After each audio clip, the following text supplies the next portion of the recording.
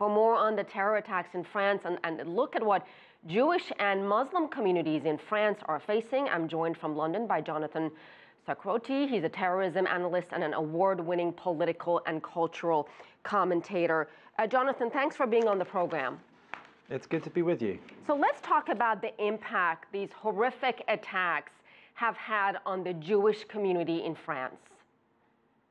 Well, it's true that this was a horrific attack for the Jewish community, and it wasn't the first either. It's certainly not an isolated event. You've got to remember that not long ago, Islamic extremist terrorists also targeted a Jewish school in Toulouse in France, killing Jewish children purely because they were Jewish. And similarly, over in Brussels, not that far away, there was the shooting at the Jewish museum there, killing, again, 4 people just because they're Jewish. Here, with the Charlie Hebdo attack, these people were targeted as caricaturists, cartoonists, and journalists because they upheld certain values of the West, including freedom of speech and the right to speak out and mock certain things which certain other faiths like Islam don't allow.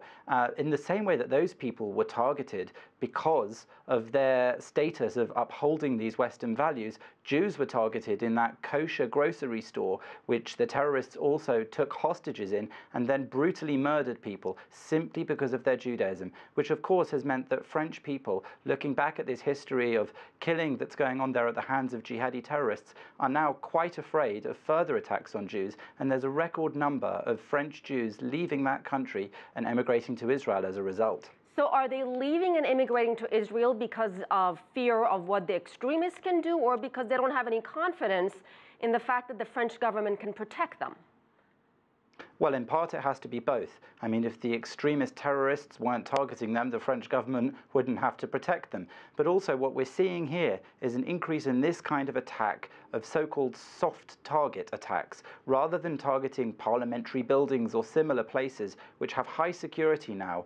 These sorts of Islamic extremist terrorists are targeting people and places which have lower security. It's not normal for a kosher grocery store to have high security. Already Jews in most of Europe have to have razor wire and airport-style security around their places of worship and often their schools, especially in the wake of that attack on the Toulouse school. But grocery stores, it's not yet somewhere that there was that level of security. And Jews have always been a target for Islamic extremist, fundamentalist terrorists. So it's clear to the Jewish community in France and even over here in Great Britain that there is an increased threat, with terror attacks even having been attempted here in the United Kingdom. As recently as 2012, a Muslim couple here in the UK were convicted of creating a bomb that could have killed dozens of people, and they had in their possession research of Jewish targets that they could have exploded it in. Let me get back to the situation in France. The culture of fear doesn't just exist among Jews, it also exists among the Muslim community who are afraid of a backlash. What's being done, in your opinion, to protect them? Just in the past week, France has seen an alarming rise in violent anti-Muslim acts across the country. So they have that in common. The Jews and the Muslims are both afraid right now. This is one of the worst aspects of Islamic fundamentalist terror. You will remember that one of the policemen that was actually killed in the Charlie Hebdo incident was in fact a Muslim. That didn't stop those terrorists from killing him and shooting him. And in a way, we need to look deeper into the ideology to understand why they would target fellow Muslims. And as far as they're concerned, if you're collaborating with the West, such as a police officer might be considered in their ideology to be doing, you are a fair target also, because you are not fulfilling what they consider to be true Islam. As a result of this, it's the case that all the peace-loving Muslims in France and elsewhere in the world, of which, of course, there are many, possibly even a majority in, of course, these people are resistant sometimes to speaking out too publicly because it will create a situation where they are also targets. And as a result, that means that there's social tension in much of Europe where people are resenting Muslims in general, and this level of fear about Islam in general is spreading. And this is quite unfair as well for those people, because naturally peace-loving, ordinary Muslim people are no threat to Jews or to the West at all.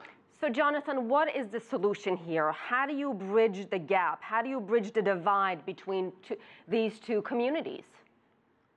Well, I think more than anything else, the true question has to be how minority communities can be protected. And the biggest threat at the moment in France and in Europe is to communities like the Jewish community. As I said, Islamic fundamentalism the world over has always targeted Jews. So it's imperative that those people are protected. It's also imperative that Muslims are protected from any kind of vigilante attack that might be carried out on them. The state needs to get tough on any kind of extremism, but especially on Islamic fundamentalism, which is really at the core of this whole upheaval and the core of all of these tensions. Europe needs to start taking seriously this problem, and it needs to stop suggesting that these attacks, which we are seeing more and more of, are somehow lone wolf attacks or one-off isolated incidences, when it's becoming clear that jihadis born within European countries are traveling to the Middle East and training there, returning to carry out these sorts of carefully planned, often highly financed attacks.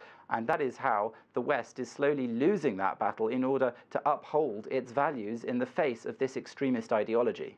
All right, thank you very much, Jonathan Sacerdoti, joining us from London.